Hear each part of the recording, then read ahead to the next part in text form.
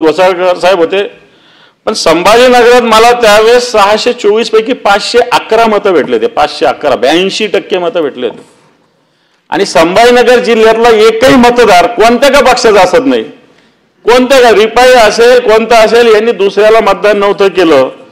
मला सांगण्याचा मुद्दा हा की मला असं वाटतं सार्वजनिक जीवनात बाबूराव कुलकर्णी काँग्रेस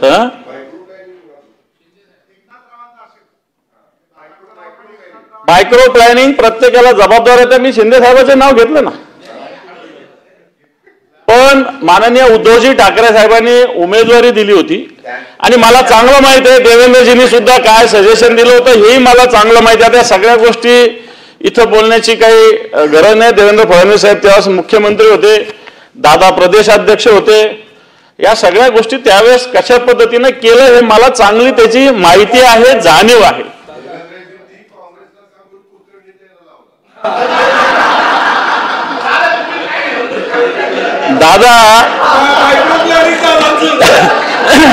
दादांचे दुसऱ्या काँग्रेसबरोबर आम्ही लोक सगळे घेऊन आलो होतो. आम्ही एक पण नव्हतं ठेवलं त्यांच्याकडे आम्ही. मला असं वाटतं आणि म्हणून या सगळ्या विषयामध्ये सांगण्याचा मुद्दा हा की माननीय शिवसेना प्रमुख बाळासाहेब ठाकरे यांचा जो विचार आहे संभाजीनगरमध्ये, मला असं वाटतं की हिंदुत्वाचा मुद्दा महत्वाचा राहत आलेला आहे. याला जुन्या सगळ्या परंपरा, जुन्या सगळ्या गोष्टी कारणीभूत आहे. परंतु विरोधी पक्षनेता म्हणून काम करत असताना जे जवळपास 1071 दिवस मला आजपर्यंत झाले, यातल्या सभापती महोदयांनी राज्यातल्या 35 जिल्ह्यात दौरा केला. जवळपास 431 दिवस मी दौरा केला. 1071 पैकी 431 दिवस मी 35 जिल्ह्यात दौरा केला आहे आणि जवळपास 2,40,000 किलोमीटरचा प्रवास मी या दिवसामध्ये केला आहे सभापती महोदय. या सगळ्याच्या जवळपास 2.5 लाख किलोमीटरचा प्रवास, कारण अजून 44 दिवस बाकी आहे, त्याच्यामध्ये आणखी 5-10,000 किलोमीटर तर मी सहज फिरून गेल. आणि म्हणून मला असं वाटतं विरोधी पक्ष नेता झाल्यानंतर सातत्यानं जे जे विषय घेता येईल, अर्ध्या रात्री आवाज आला, पक्षप्रमुखांचा आदेश येईल न येईल, काही काही ठिकाणी दुसऱ्या दिवशी रात्री काही घटना घडल्या, दुसऱ्या दिवशी साहेबांचा फोन आला तर त्या दिवशी मी त्या ठिकाणी पोहोचलेलो असायचं. अशा पद्धतीनं काम करण्याचा प्रयत्न झाला. महाराष्ट्राच्या सगळ्या जवळपास 35 जिल्ह्यात फिरत असताना मराठवाड्याचा विकास हा ध्यास सातत्यानं ठेवण्याचा प्रयत्न मी केलेला आहे.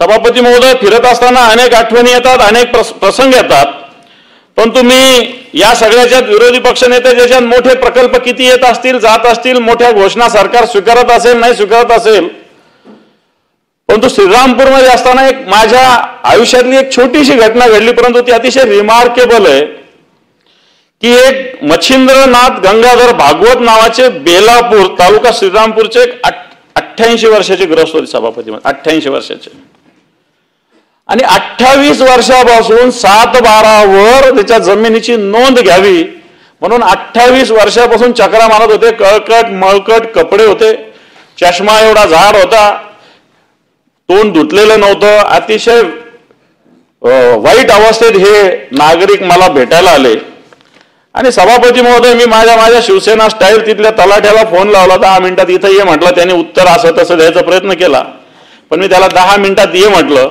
आणि त्याला सांगितलं इथं स्टेजच्या मागे बस आणि 10 मिनिटात 7/12 तयार करून दे.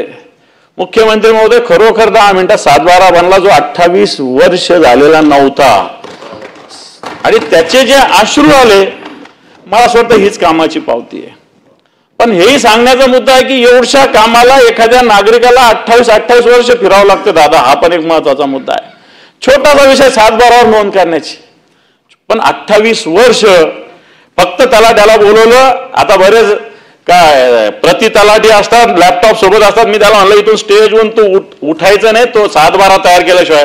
आणि सभापती वगैरे त्यांनी खरोखर 10 मिनिटात 7/12 बनवून दिला मला. ज्या गोष्टीसाठी 28 वर्ष एक नागरिक फिरत होता.